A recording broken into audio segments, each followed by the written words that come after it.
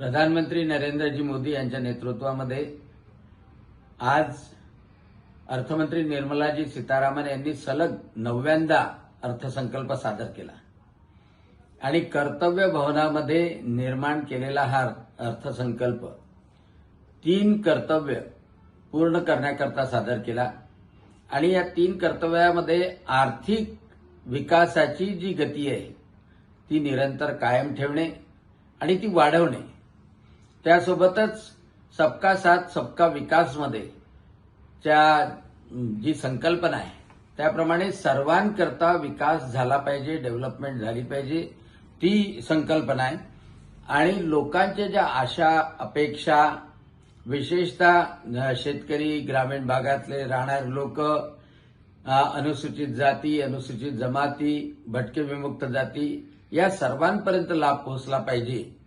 ही संकल्पना या बजेटमध्ये मांडली.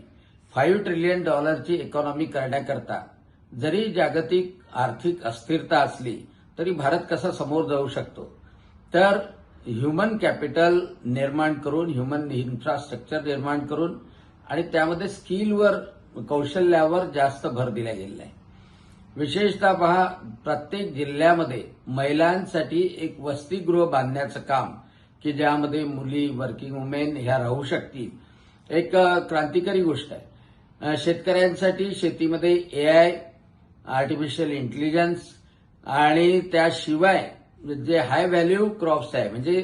शेतीचं फक्त प्रोडक्शन वाढवण्यापेक्षा शेतकऱ्याचं उत्पन्न वाढवण्याकरता मेडिसिनल प्लांट असतील किंवा चंदन शेती आहे,